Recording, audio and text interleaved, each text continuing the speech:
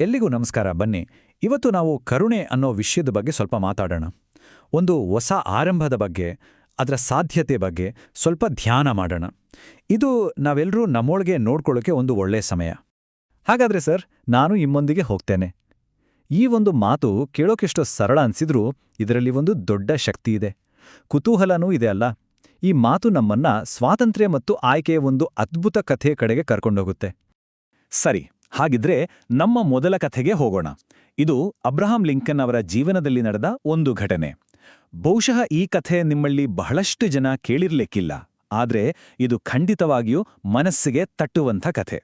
ಒಂದ್ಸಲ ಆ ದೃಶ್ಯವನ್ನ ಕಲ್ಪನೆ ಮಾಡಿಕೊಳ್ಳಿ. ಒಂದು ಗುಲಾಮರ ಹರಾಜು ನಡೀತಿದೆ. ಅಲ್ಲಿನ ವಾತಾವರಣ ಹೇಗಿರ್ಬೇಡ, ಪೂರ್ತಿ ಟೆನ್ಷನ್, ದುಃಖ, ವಿಷಾದ ಎಲ್ಲ ತುಂಬಿಕೊಂಡಿದೆ. ಅಂತಹ ಜಾಗದಲ್ಲಿ ಒಬ್ಬ ಯುವತಿಯನ್ನ ಮಾರಾಟಕ್ಕೆ ಅಂತ ನಿಲ್ಸಿದ್ದಾರೆ. ಅವಳ ಆ ಸ್ಥಿತಿಯನ್ನ ನೋಡಿ ಲಿಂಕನ್ ಅವರಿಗೆ ತುಂಬ ಮರುಕ ಉಂಟಾಗುತ್ತೆ. ಛೇ, ಇವಳ ಭವಿಷ್ಯ ಹೀಗೆ ಹಾಳಾಗಬಾರ್ದು ಅಂತ ಅನ್ಕೊಂಡು ಅವರೇ ಮುಂದೆ ಬಂದು ಅವಳಿಗೆ ತೆರಬೇಕಾದ ಬೆಲೆಯನ್ನ ಕಟ್ಟಿ ಅವಳನ್ನ ಸ್ವತಂತ್ರಳನ್ನಾಗೆ ಮಾಡ್ತಾರೆ. ನಿಜಕ್ಕೂ ಅವರ ಅನುಕಂಪಕ್ಕೆ ಇದೊಂದು ಅದ್ಭುತ ಉದಾಹರಣೆ. ಆ ಕ್ಷಣ ಅವಳಿಗೆ ನಂಬೋಕೆ ಆಗ್ತಿಲ್ಲ. ಮೈ ಎಲ್ಲ ನಡುಕ್ತಾ ಅವಳು ಕೇಳ್ತಾಳೆ, ಇದರರ್ಥ ನಾನೀಗ ಸ್ವತಂತ್ರಳ, ನಾನು ಎಲ್ಲಿಗೆ ಬೇಕಾದರೂ ಹೋಗ್ಬೋದಾ ಅಂತ. ಅದಕ್ಕೆ ಲಿಂಕನ್ ತುಂಬಾನೇ ಸರಳವಾಗಿ ಉತ್ತರ ಕೊಡ್ತಾರೆ, ಹೌದು, ನೀನೀಗ ಸಂಪೂರ್ಣವಾಗಿ ಸ್ವತಂತ್ರಳು ಅಂತ. ಸ್ವತಂತ್ರಳಾದ ಮೇಲೆ ಅವಳು ಮಾಡಿದ ಮೊದಲ ಕೆಲಸ ಏನು ಗೊತ್ತಾ? ಅವಳು ಕೋಪದಿಂದ, ದ್ವೇಷದಿಂದ ಎಲ್ಲರನ್ನೂ ಬಿಟ್ಟು ಓಡಿ ಹೋಗದಿಲ್ಲ. ಬದಲಿಗೆ ಅವಳ ಕಣ್ಣಲ್ಲಿ ನೀರು ತುಂಬಿ ಬಂದಿತು. ಕೃತಜ್ಞತೆಯಿಂದ ಅವಳು ತನ್ನನ್ನ ಬಿಡುಗಡೆ ಮಾಡಿದ ಆ ವ್ಯಕ್ತಿಯ ಜೊತೆಗೇ ಇರಲು ನಿರ್ಧರಿಸ್ತಾಳೆ. ಮತ್ತು ಆವಾಗಲೇ ಅವಳು ಹೇಳಿದ್ದು, ಹಾಗಾದ್ರೆ ಸರ್, ನಾನು ನಿಮ್ಮೊಂದಿಗೆ ಹೋಗುತ್ತೇನೆ ಅಂತ. ಈ ಒಂದು ಸಣ್ಣ ಕತೆ ಮಾನವನ ಸ್ವಭಾವದ ಬಗ್ಗೆ ಒಂದು ಬಹಳ ಆಳವಾದ ಸತ್ಯವನ್ನ ನಮ್ಮ ಮುಂದೆ ಇಡುತ್ತೆ. ಅದೇನು ಅಂತ ನೋಡೋಣ ಬನ್ನಿ. ನೋಡಿ, ಇದರಲ್ಲಿರೋ ಅದ್ಭುತ ಸತ್ಯ ಏನು ಅಂದ್ರೆ, ಯಾರಾದ್ರೂ ನಮ್ಮನ್ನ ಖಂಡನೆಯಿಂದ, ಶಿಕ್ಷೆಯಿಂದ ಪಾರು ಮಾಡಿದಾಗ ನಮ್ಮ ಹೃದಯ ದ್ವೇಷ ಪಡಲ್ಲ, ದಂಗೆ ಏಳಲ್ಲ. ಬದಲಿಗೆ ಅದು ಕೃತಜ್ಞತೆ ಮತ್ತು ಪ್ರೀತಿಯಿಂದ ತುಂಬಿ ಹೋಗುತ್ತೆ. ಯಾಕಂದ್ರೆ ನಾವು ನಿರೀಕ್ಷಣೆ ಮಾಡದೇ ಇರುವಂತಹ ಕರುಣೆ ಸಿಕ್ಕಾಗ ಅದು ಭಕ್ತಿಯನ್ನ ಹುಟ್ಟಿಸುತ್ತೆ, ದ್ವೇಷವನ್ನಲ್ಲ. ಸರಿ, ಇದೇ ತತ್ವವನ್ನ ನಾವು ಇನ್ನೊಂದು ಕಥೆಯಲ್ಲಿ ನೋಡಬಹುದು. ಇದು ದೈವಿಕ ಮಟ್ಟದಲ್ಲಿ ನಡೆದ ಒಂದು ಘಟನೆ, ಒಂದು ಸುವಾರ್ತೆಯ ಕಥೆ. ಬನ್ನಿ ಅದರ ಕಡೆ ಗಮನ ಕೊಡೋಣ. ಈಗ ದೃಶ್ಯ ಪೂರ್ತಿ ಬದಲಾಗಿದೆ.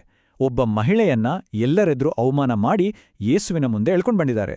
ಅವಳು ತಪ್ಪು ಮಾಡಿದಾಳೆ ಅನ್ನೋದ್ರಲ್ಲಿ ಯಾರಿಗೂ ಸಂಶಯ ಇಲ್ಲ. ಇಡೀ ಜನಸಮೂಹ ಅವಳಿಗೆ ಶಿಕ್ಷೆ ಕೊಡೋಕ್ಕೂ ರೆಡಿಯಾಗಿದೆ. ಎಲ್ಲರ ಕೈಯಲ್ಲೂ ಕಲ್ಲುಗಳಿದೆ.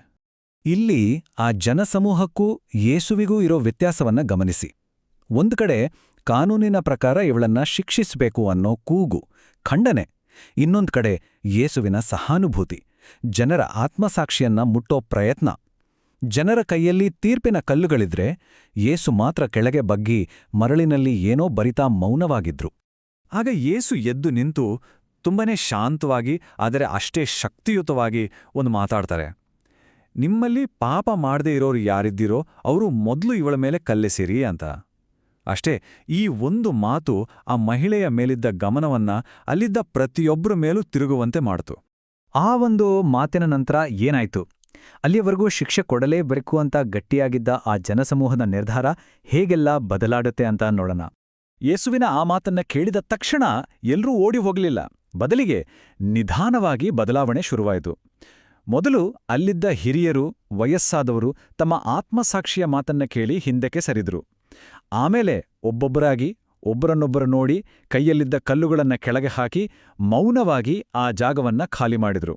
ಎಲ್ಲರೂ ಹೋದ್ಮೇಲೆ ಏಸು ಆ ಮಹಿಳೆಗೆ ಹೇಳ್ತಾರೆ, ನಾನು ನಿನ್ನನ್ನು ಖಂಡಿಸುವುದಿಲ್ಲ, ಹೋಗು, ಇನ್ನು ಮುಂದೆ ಪಾಪ ಮಾಡಬೇಡ.